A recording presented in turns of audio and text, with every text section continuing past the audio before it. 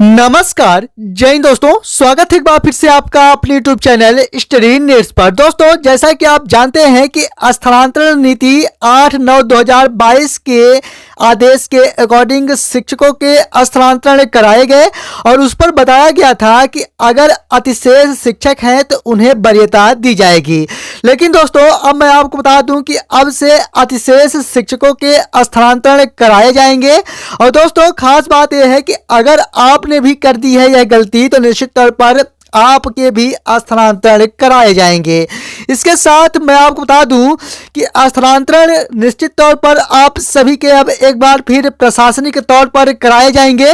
और अगर मैं बात करूं कि अतिशेष शिक्षक आखिरकार कौन है और इनकी पहचान किस प्रकार से आप कर पाएंगे, साथ ही में स्थानांतरण किस आधार पर कराया जाएगा और क्या है नियम व शर्तें आपके स्थानांतरण के लिए अगर अतिशेष शिक्षक हैं, और कब तक आपके स्थानांतरण कराए जाएंगे और एक से अधिक शिक्षक की स्थिति में कौन होंगे इसके लिए पात्र।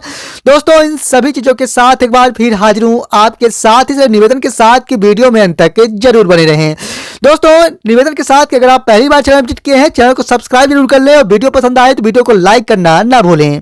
दोस्तों, मैं आपको बता दूं कि प्राथमिक शाला में जैसा कि आप जानते हैं कि आदेश जारी किए गए थे 2019 और वहां पर बताया गया था कि 60 तक अगर छात्र संख्या है तो वहां पर 2 शिक्षकों की आवश्यकताएं रखी जाएंगी। साथ ही में अगर 61 से लेकर 90 तक की छात्र संख्या है तो 3 शिक्षकों की आवश्यकता प्राथमिक शालाओं में आवश्यक होगी। साथ में 95 से लेकर 120 छात्र संख्या होने की स्थिति में 4 शिक्षकों की आवश्यकताएं यहां पर बताई गई थी। साथ ही में 121 से लेकर 200 तक अगर छात्र संख्या है तो उस पर 5 शिक्षकों की आवश्यकताएं रखी जाएंगी। साथ ही में 200 से ऊपर अगर है तो 40 बच्चों पर 1 शिक्षकों की आवश्यकता होगी। साथ ही में अगर 150 से अधिक छात्र संख्या है तो प्रधानाध्यापक बनने की पात्रता उस पर बताई गई थी। कुछ इसी प्रकार से रखा गया था। अगर माध्यमिक के बारे में बात करें तो मैं आपको बता दूं कि छात्र संख्या 105 से अगर ऊपर है तो उस स्थिति में कुल 3 शिक्षकों की पात्रता होगी, जिस पर विषय अनुसार क्रम भी दिया गया था, जिसमें पहली प्राथमिकता गणित को,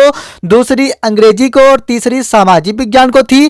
साथ ही में 106 से 140 छात्र संख्या होने की स्थिति में कुल शिक्षकों की जो आवश्यकता बताई गई थी, 4 शिक्षकों की आवश्यकता बताई गई थी, जिस पर अतिरिक्त संस्कृत को जोड़ा जाना था। साथ ही में 141 से 175 छात्र संख्या होने की स्थिति में 5 शिक्षकों की आवश्यकताएं बताई गई थी, जिस पर अतिरिक्त विज्ञान को लिया गया था। साथ ही में 176 से लेकर 210 छात्र संख्या होने की स्थिति में 6 शिक्षकों की आवश्यकताएं बताई गई थी, जिस पर अतिरिक्त हिंदी बताई गई थी। कहने का तात्पर्य है कि अगर छात्र संख्या जो कि बताई गई है इससे कम छात्र संख्या होने की स्थिति में अधिक शिक्षक स्कूलों में पदस्थ हैं तो वही अतिशेष शिक्षक कहे जाते हैं। इसी प्रकार से प्राथमिक शालाओं में भी अगर इससे अधिक शिक्षक उपस्थित हैं छात्र संख्या के अकॉर्डिंग तो यहां पर अधिशेष शिक्षक माने जाएंगे। अब दोस्तों, मैं आपको एक आदेश और दिखाना चाहूंगा। चलिए उस आदेश तक हम आपको लेके चलते हैं।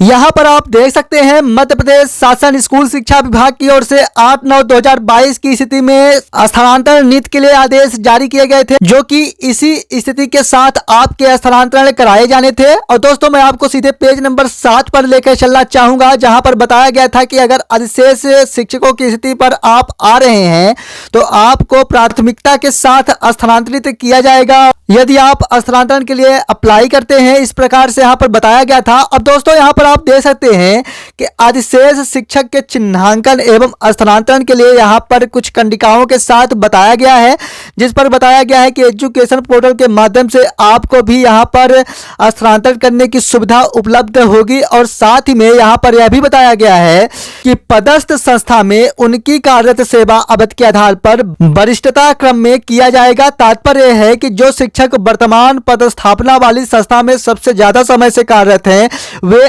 अधिशेष की श्रेणी में चिन्हांकित होंगे अगर छात्र संख्या कम पाई जाती है तो। इसके साथ मैं आपको बता दूं कि यहाँ पर यह भी बताया गया है कि आप ऑनलाइन शैक्षिक स्थानांतरण ले सकते हैं, और अगर आप किसी कारणवश ऑनलाइन शैक्षिक स्थानांतरण नहीं लेते हैं तो आपको प्रशासनिक स्थानांतरण के तहत स्थानांतरण दिया जाएगा। तो मैं आपको बता दूं कि अगर आप भी अधिशेष शिक्षकों की स्थिति पर आ रहे थे और आपने स्थानांतरण नहीं लिया है तो अब आपको प्रशासनिक स्थानांतरण के अंतर्गत किसी दूसरे शाला में पदस्थ किया जाएगा। इसके साथ यहाँ पर आप देख सकते हैं कि यह भी बताया गया है कि जिनका सेवा काल 1 वर्ष शेष है या फिर गंभीर बीमारी की स्थिति से ग्रसित है, चाहे वह वरिष्ठता क्रम में ही क्यों ना आ रहे हो, तो उन्हें स्थानांतरित नहीं किया जाएगा। इसके साथ यहाँ पर यह भी बताया गया है कि अगर किसी कारणवश आपका स्थानांतरण असफल हो गया है तो उनका प्रशासनिक स्थानांतरण शिक्षक विहीन अथवा शिक्षकों की कमी वाली संस्था में किया जा सकेगा। और साथ में एक बात यहाँ पर स्पष्टता और बताई गई है कि अगर आपके सब्जेक्ट में परिणाम अच्छे नहीं आते तो भी यहाँ पर प्रशासनिक स्थानांतरण आपके किए जाएंगे। तो दोस्तों यहाँ पर आप देख सकते हैं कि विगत वर्षों के वार्षिक परीक्षा परिणाम 60% से कम हाई स्कूल और हायर सेकेंडरी विद्यालयों के लिए बताया गया है। साथ में यहाँ पर आप देख सकते हैं कि हाई स्कूल एवं हायर सेकेंडरी विद्यालयों की वार्षिक परीक्षा परसेंट परिणाम 40 से कम होने की स्थिति में आपको संबंधित प्राचार्य तथा विषय के विषय शिक्षक के लिए उनके विषय में क्रमशः 70% एवं 50% परीक्षा परिणाम उक्त निर्धारित सीमा से यदि कम है तो ऐसे प्राचार्य एवं शिक्षकों का प्रशासनिक स्थानांतरण शिक्षक की कमी वाले ग्रामीण क्षेत्रों में किया जा सकेगा। तो कुछ इस प्रकार से आप लोग स्पष्टतः देख पा रहे होंगे। तो कहना यह है कि अगर छात्र संख्या कम है और आपके स्कूलों में अधिक शिक्षक पदस्थ हैं तो उनका अब प्रशासनिक स्थानांतरण कराया जाएगा।